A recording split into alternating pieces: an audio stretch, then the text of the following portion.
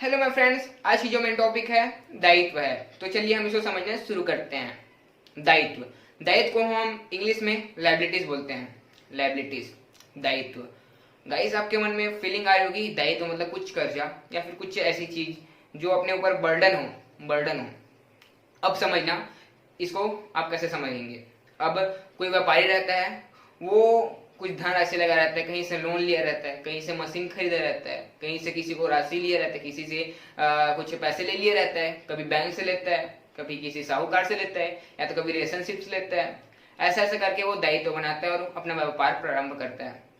अब इसको आप पुस्तक की भाषा में ऐसे लिख सकते हैं: व्यापारी को छोड़कर किसी अन्य पक्षों से ली गई धनराशि, रकम ही दायित्व कहलाती है। इसको इंग्लिश में लायबिलिटीज बोलते हैं। इसको हिंदी में एक और शब्द बोलते हैं देय राशि।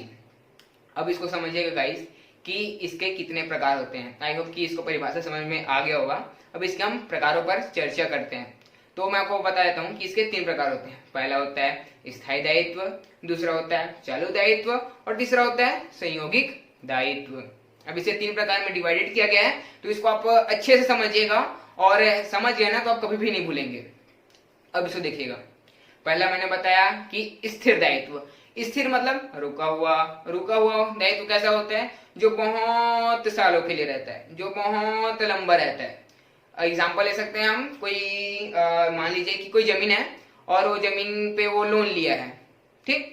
तो क्या करेगा, कम से कम 10-15 साल बाद उस लोन को आराम से धीरे धीरे करके पटाता रहेगा, उसके बाद वो पटेगा। अब इसको समझिएगा कि आप इसको पुस्तक के भाषा में कैसे लिख सकते हैं। आई होप समझ में भी आ गया होगा। अब इसको पुस्तक के भाषा में बताता हूँ कि कैसे लिखेंगे। वह दायित्व जो दीर्घकालीन होता है, जिसकी राशि भविष्य में काफी लंबे समय तक दिया जाता है, उसे ही क्या बोलते हैं? स्थिर दायित्व।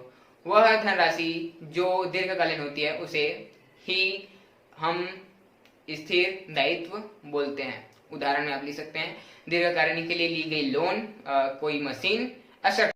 चलिए अब हम इसको समझते हैं। सेकंड टॉपिक क्या है? चालू दायित्व। अरे अब समझना कि चालू मतलब क्या होता है कि आया गया, उसे बोलते हैं चालू दायित्व। अब इसको हम पुस्तक की भाषा में लिखते हैं कि किसी व्यापारी द्वारा छोटे राशि पर ली गई कुछ कर्ज, कुछ राशियां ही चालू दायित्व कहलाती है। जो आती है कुछ जाती है। एग्जाम्पल आप ले सकते हैं, सिंपल सा है कि भाई कभी मैंने 10,000 रुपए को सामान लिया और उसको थोड़ा देर बाद मैं पे कर दूंगा, 1 महीना 2 महीने के बाद मैं पे कर दूंगा। और डेफिनेटली कोई भी 10,000 का सामान पे कर देता है।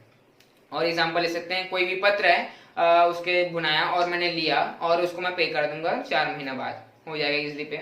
अब हम चलते हैं थर्ड टॉपिक क्या है?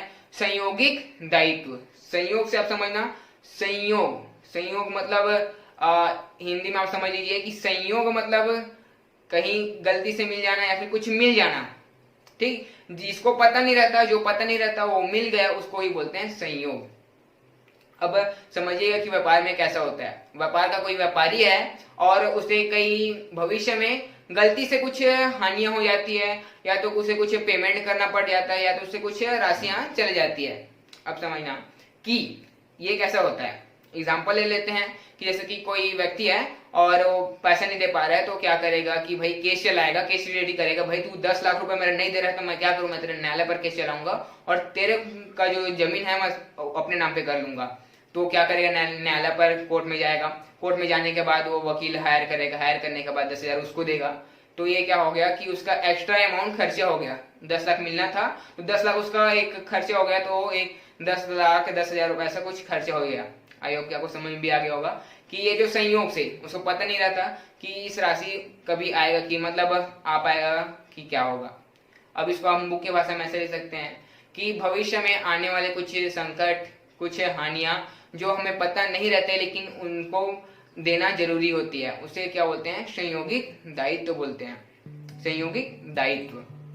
Thank you guys. I hope कि आपको तीनों टॉपिक अच्छे समझ में भी आ गया होगा और आपको हर टॉपिक बहुत ही इंपॉर्टेंट लगा होगा और आपको अच्छे समझ में भी आ गया होगा। Thank you guys watching this video and share this video. Thank you very much.